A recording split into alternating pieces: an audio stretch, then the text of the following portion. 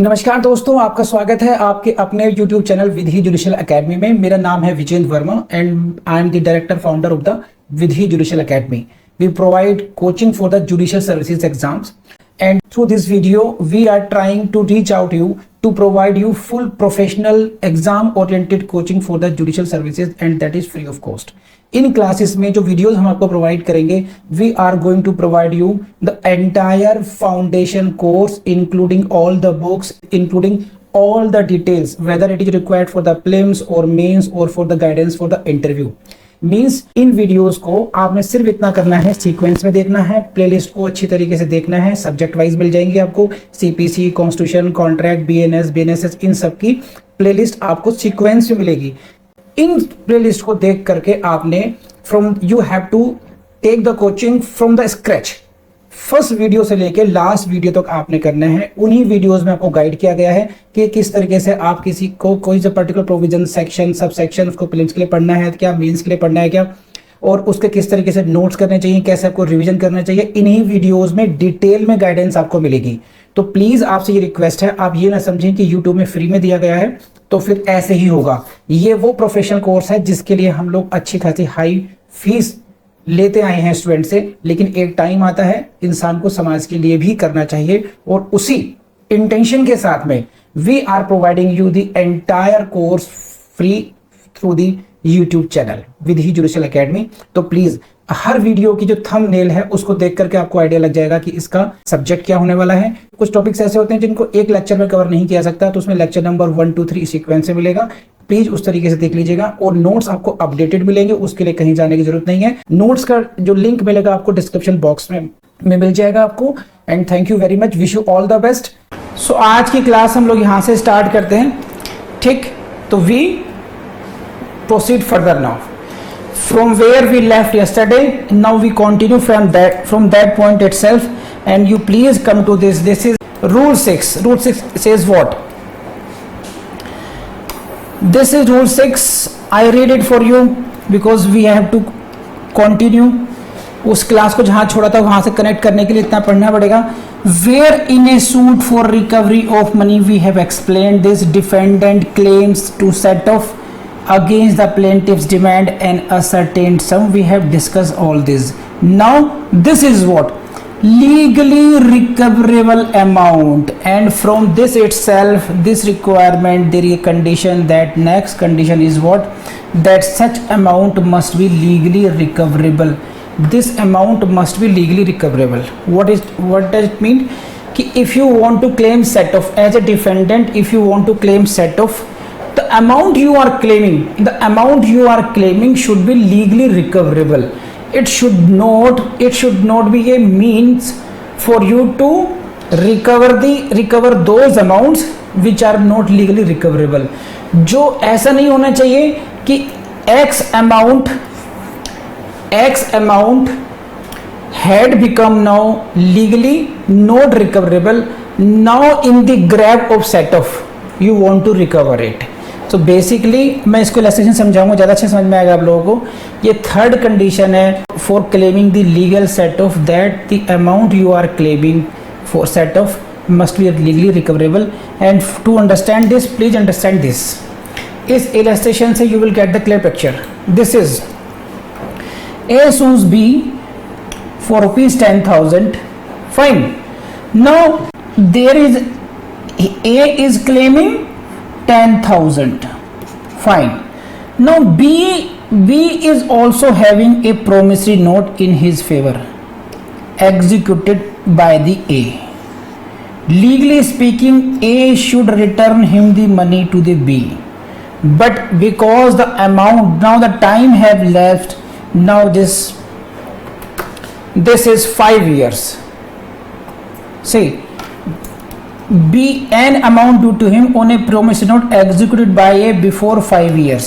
You see this, यहां से समझाते हैं। देखिए क्या है, दो एलिमेंट हैं इसमें।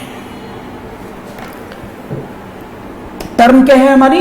लीगली रिकवरेबल अमाउंट है। इसको आप ऐसे देखिए कब कब लीगली रिकवरेबल नहीं होता है। Number 1, when some claim has become time barred, एक सिचुएशन। नंबर 2, ये भी सिचुएशन हो सकती है, it is not still due, अभी अमाउंट ड्यू ही ना हुआ हो। जैसे for example, in this case a promissory note is executed by A in favour of B, but it is to be amount due will be after 5 years, कि I will pay you rupees so much after 5 years. तो in that case that amount will be due, cause of action will be arising at that time only. तो ये भी legally recoverable नहीं होगा। दूसरी situation ये हो सकती है कि now this has become due and the time limitation period to recover the same has lapsed and now it has become time barred, it has become the time barred date and therefore not recoverable. तो I have explained you 2 things. Don't get confused. I am repeating it. Don't worry. One thing is time barred. एक situation ये हो सकती है कि आपका जो claim जो आप सेट ऑफ करना चाहते हैं असर्टेन्ड सम का, ascertained sum, suppose you are claiming for rupees 50,000 whatever 50,000 you want to claim set off for rupees 50,000. Now this has become time barred. Time barred समझते हैं? पिछली बार भी शायद एक बार मैं समझा चुका हूं इसको ऐसे समझिए. Go to the board. This is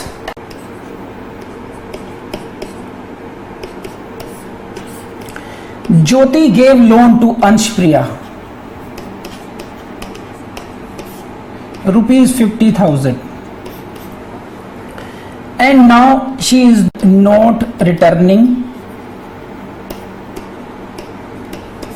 and 3 years lapsed now. It is now time barred. Hope you all understand meaning of time barred. Time barred. 3 साल गुजर गए ना.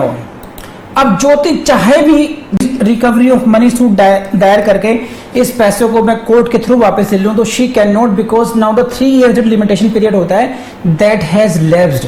Now her claim of rupees 50,000 is now time barred.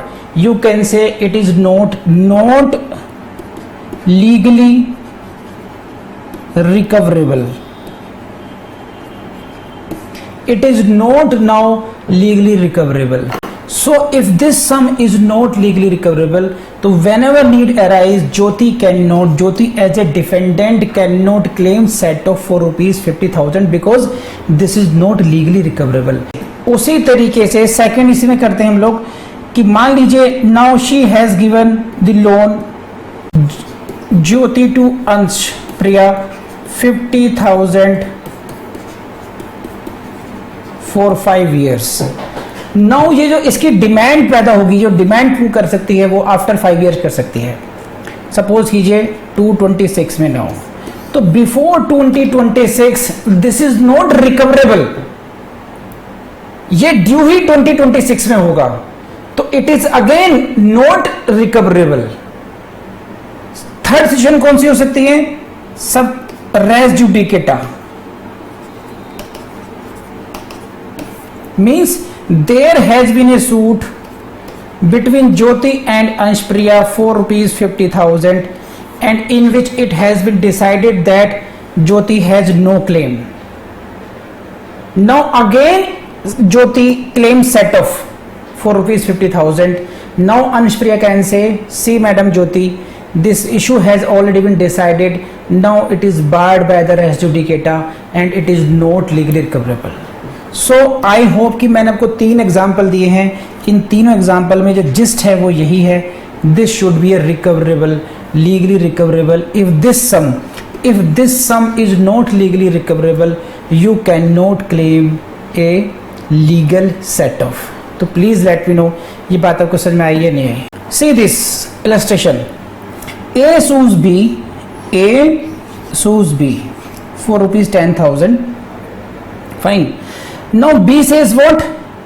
B says that there should be a set off towards my salary and the claim of salary is for performing some illegal or immoral activities of A. For A, fine. So A ने क्या कहा, A ने A sued B for ₹10,000 कि please return my 10,000 rupees. B says but अच्छा अपने 10,000 रुपये याद हैं, और जो हमने तुम्हारे लिए चोरी की थी, और जो हमने तुम्हारे लिए गांजा सप्लाई किया था, और जो हमने तुम्हारी इमोरल एक्टिविटीज में साथ दिया था, उसका क्या, उसकी कौन सी सैलरी, उसकी सैलरी कौन देगा? नाउ ऑल दीज जो salary claims for these illegal और immoral activities, because this amount, this sum is not legally recoverable, therefore B cannot set off this as well. तो आई बिलीव कि ये आपको समझ में आया होगा कि लीगली रिकवरेबल कंडीशन का मतलब क्या है, और मैं अब आपका टेस्ट लूँगा आने वाले टाइम में, ये ध्यान रखना। तो वहाँ पर इन्हीं इलस्ट्रेशंस में से कुछ आप पे दाग दिया जाएगा और आपको उसका आंसर देना पड़ेगा। तो ध्यान रखना इन बातों का कि ये सारे इलस्ट्रेशंस बहुत काम के हैं आपके। तो this is the third condition and now I move forward. Again we read the rule 6, legally recoverable by him. Now by him means what? It is by defendant, or if there are more defendants, so we can say defendant or defendants, or you can say from the plaintiff, or you can say plaintiffs. Fine. So this legally recoverable sum must be legally recoverable from himself itself. Defendant से ही legally recoverable होना चाहिए। अब इसी के लिए हमारी ये next condition है वो आ जाती है इस पर based, and that is this, it must be recoverable by the defendant और by all the defendants. This is P for prelims, यहाँ से क्वेश्चन बनेगा ही बनेगा। Who can recover? That defendant can recover only, and if there are more than one defendants, all the defendants must be in a position to claim that set off. तो इसमें से अगर multiple defendants हैं तो एक defendant नहीं claim कर पाएगा। अगर क्लेम सेट ऑफ करना है तो सभी डिफेंडेंट्स करेंगे। इसी के लिए आप पढ़ लीजिए ये illustration, please see this. A sues B and C. So how many defendants are there? There are two defendants. One defendant is B and second defendant is C. There are two defendants B and C and they are being sued for ₹1,000. 1,000 रुपए के लिए इन पर case किया गया है। दो defendant है D1 D2. No, alone B cannot set off a debt due to him alone by A. अगर A ने कुछ पैसा देना हो B को, A ने, इसने कहा, B कहता है कि अच्छा मेरे 500 रुपए कौन देगा, फिर वो गॉट इट और नॉट। इस सूट में, ये सूट में प्लेंटिफ कौन है? A. This is A is plaintiff. कितने का क्लेम किया इसने? 1,000 रुपए का किया। किससे किया क्लेम? B और C से किया। अब B को गुस्सा आता है, कह रहे अच्छा अपनी अपनी गा रहे हो, और तुमने जो मेरे 500 रुपए देने थे, तुमने किसने? ए ने। उसका कहां से? ये क्लेम किसने, कौन रेज कर रहे हैं? B is raising claim of rupees what?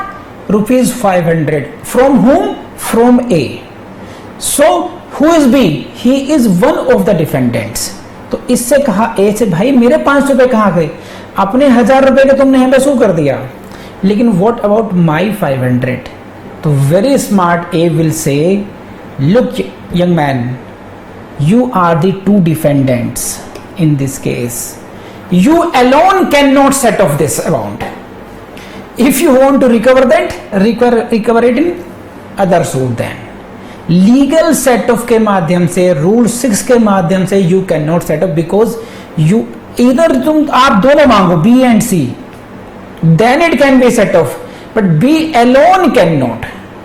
तो डिड यू अंडरस्टैंड दिस और नॉट? देखिए ये लाइन थी, it must be recoverable by the defendant, by all the defendants. तो I believe कि आपको समझ में आया हो. And next is what? Rule 6 out of Rule 6. This was legally recoverable by him. तो इसका मतलब था defendant से था. And now from whom? From the plaintiffs.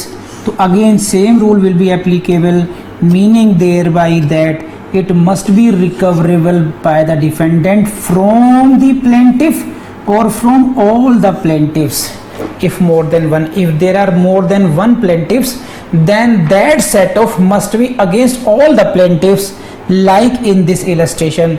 Please see this. These are how many plaintiffs? A and B.